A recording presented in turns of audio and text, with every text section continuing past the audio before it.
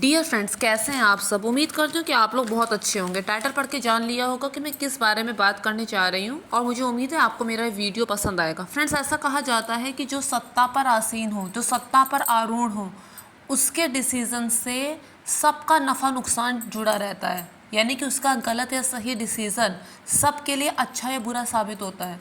इसलिए अगर कोई बहुत ही ऊंचे पद पर विद्यमान है तो उसे अपने डिसीज़न उसी हिसाब से लेने चाहिए, क्योंकि वो अपने साथ साथ दूसरों को भी कष्ट में डाल सकता है। इसके अलावा बहुत ज़रूरी है कि दूसरों के मामलों में दखल अंदाजी ना किया जाए, दूसरों के पछड़े में ज़्यादा ना पड़ा जाए जब तक वाकई में पढ़ने की ज़रूरत नहीं है, क्योंकि राजनीति में भोले भाले लोगों का कोई स्थान नहीं है। राजनीति के लिए चंट दिमाग होना चाहिए, जो शायद राजीव गांधी जी के पास नहीं था। इंदिरा गांधी के मरने के तुरंत बाद उन्हें गद्दी तो मिल गई, लेकिन अपनी माँ जैसा दिमाग शायद उनमें नहीं था।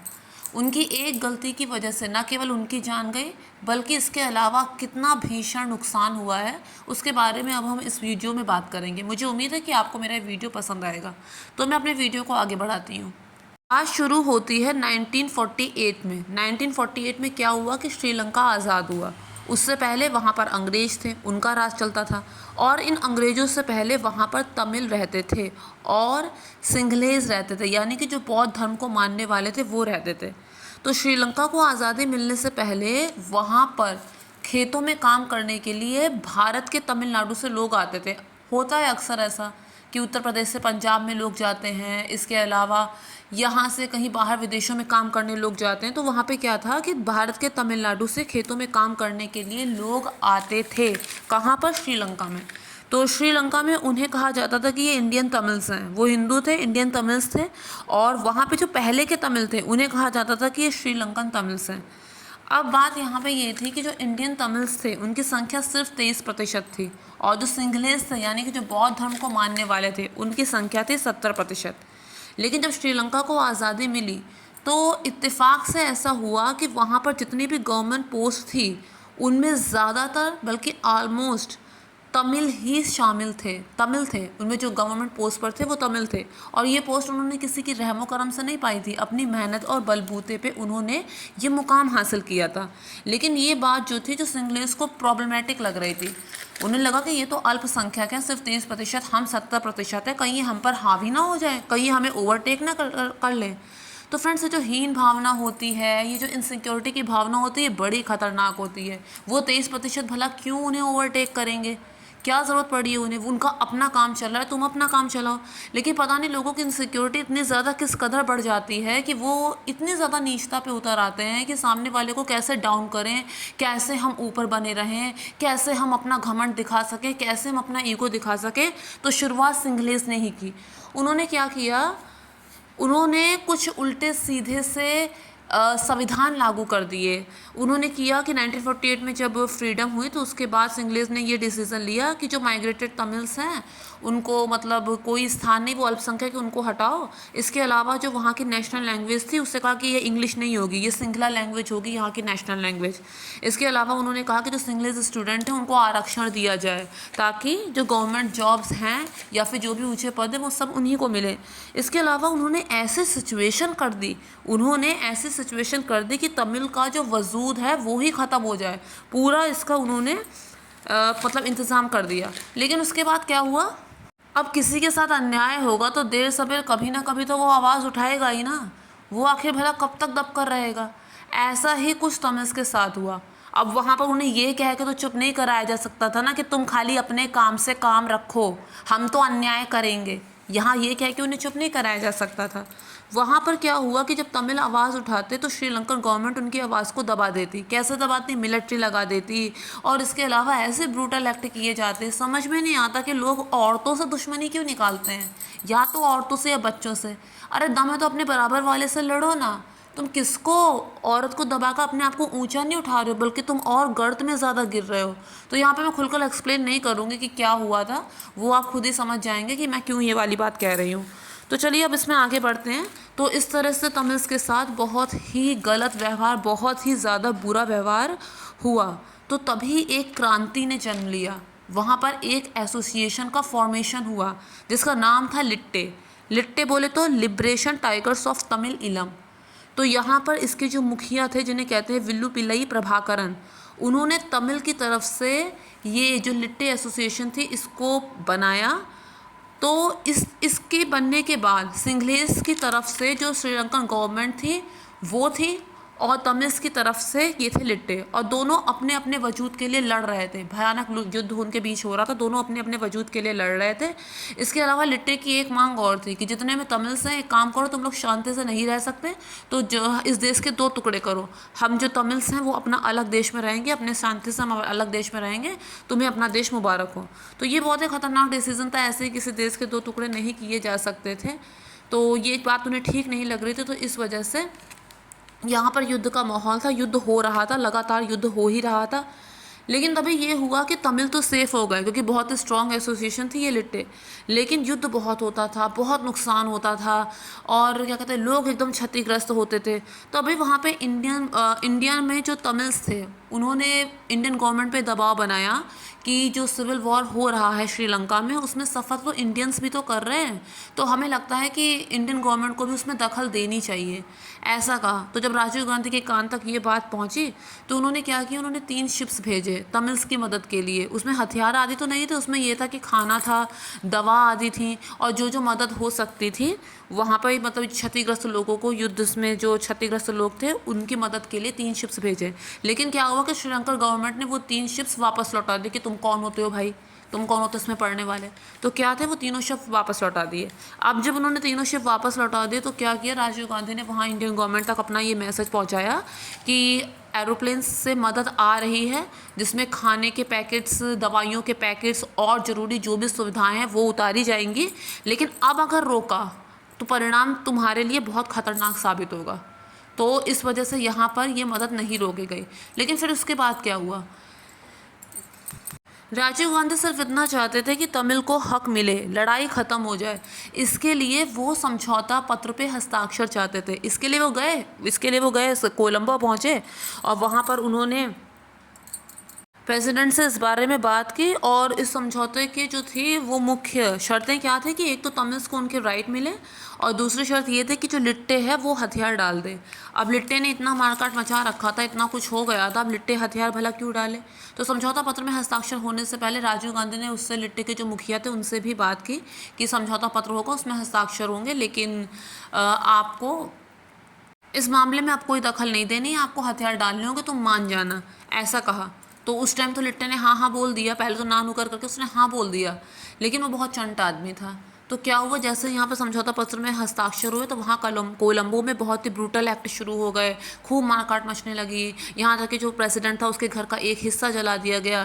तो इसके बाद क्या हुआ कि उसने आर्मी मदद मांगी, उससे राजीव गांधी जी से उन्होंने आर्मी मदद मांगी, और उन्होंने भी फ़ौरन आर्मी भिजवा दी, जो बहुत ही ख़राब और बहुत ही गलत डिसीज़न था। क्यों, उन्होंने तुरंत IPKF Indian peace keeping force को भेज तो दिया तुरंत, लेकिन इंडियन पीस कीपिंग फोर्स में थे इंडियन तमिल्स, और लिट्टे में कौन थे, ज़्यादातर तमिल्स थे, इंडियंस थे।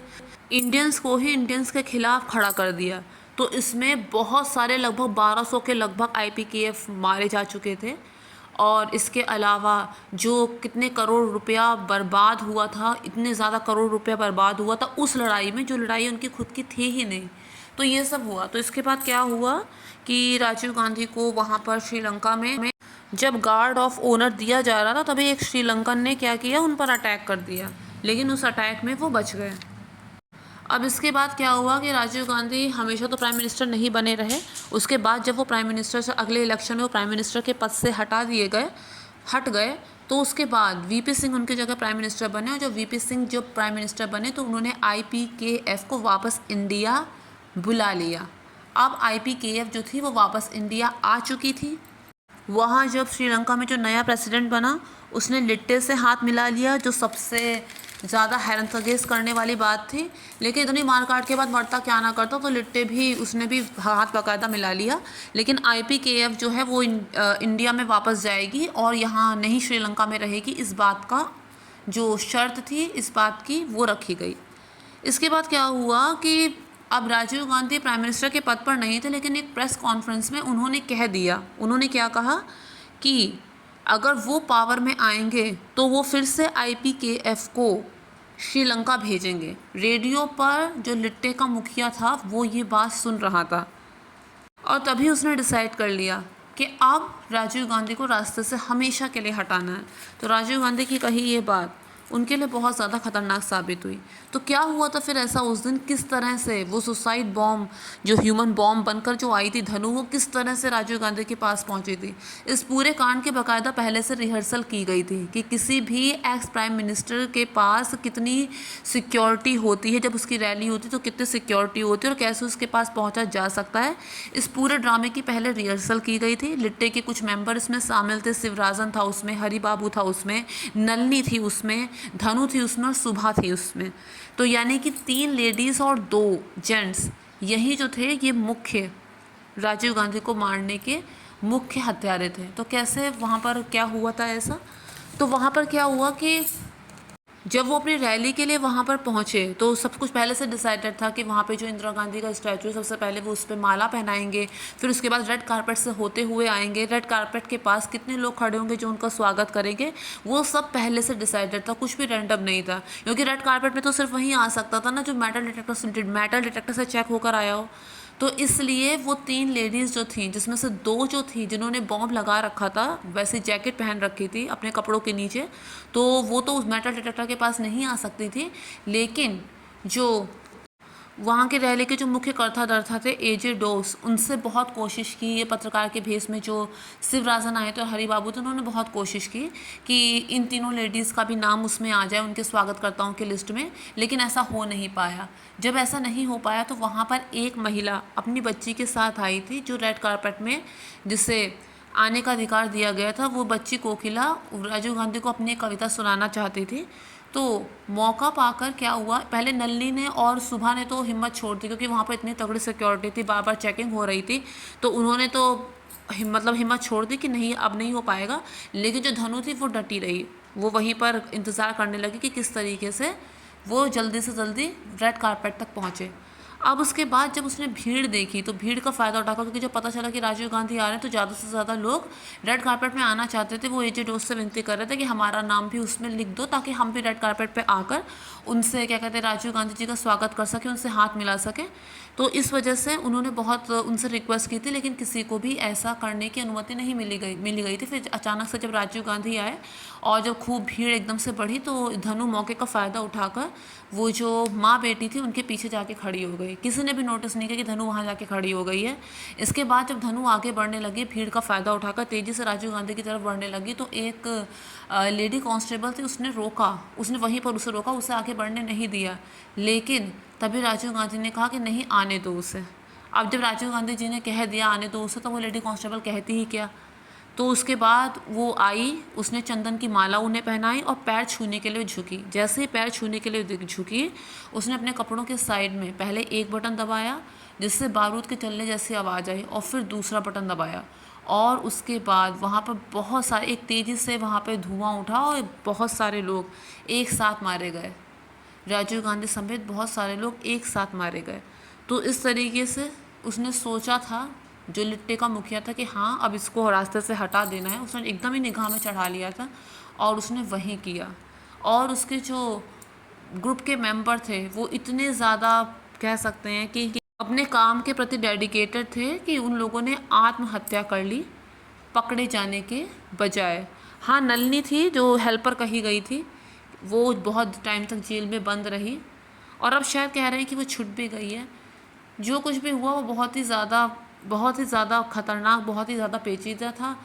और राजनीति एक ऐसी दलदल है कि जहाँ पर ये सब चीज़ें कब हो जाए कुछ पता नहीं चल सकता। आम जीवन में हम देखते हैं कोई किसी का दुश्मन बन जाता है, कोई किसी का, मामले कोई बड़े नहीं होते, तो फिर हम कैसे उम्मीद कर सकते हैं कि राजनीति में इंसान सेफली सर्वाइव कर लेगा। फ्रेंड्स, मैं उम्मीद करती हूँ कि आपको मेरा ये वीडियो पसंद आया होगा, और अगर पसंद आया हो तो मेक श्योर मेरे चैनल को सब्सक्राइब, वीडियो को लाइक और शेयर ज़रूर करना। फ्रेंड्स मैं बीच बीच में कुछ DIY बनाती रहती हूँ, कुछ क्रिएटिव बनाती रहती हूँ। मैं जो भी कुछ बनाती हूँ वो मैं बेस्ट आउट ऑफ वेस्ट से ही बनाती हूँ, क्योंकि मेरा ऐसा मानना है कि चीज़ों को ख़रीद कर अगर मैं बनाऊँगी तो अगर वो ज़्यादा अच्छा नहीं बना तो मुझे अफसोस होगा कि मैंने ख़रीदा तो फिर क्या अच्छा बना, इससे अच्छा तो मैं वेस्ट मटेरियल से ही बनाती। लेकिन जो सामान एकदम फेंकने का है और उससे अगर मैं कुछ नया क्रिएटिव कुछ सुंदर सा बना देती हूँ, कोई अच्छा सा डेकोर बना देती हूँ, तो वो ज़्यादा सेटिस्फेक्शन देगा, वो ज़्यादा खुशी देगा। तो अगर आप लोगों को मेरे डेकोर पसंद आते हो तो उन शॉर्ट्स में आप लाइक कर सकते हैं, कमेंट्स कर सकते हैं। और अगर आप लोगों को और भी कोई सजेशन है, किसी टॉपिक पर आप वीडियो चाहते हैं, तो प्लीज़ मुझे कमेंट सेक्शन में लिखकर ज़रूर बताइए। Thank you friends, thank you so much.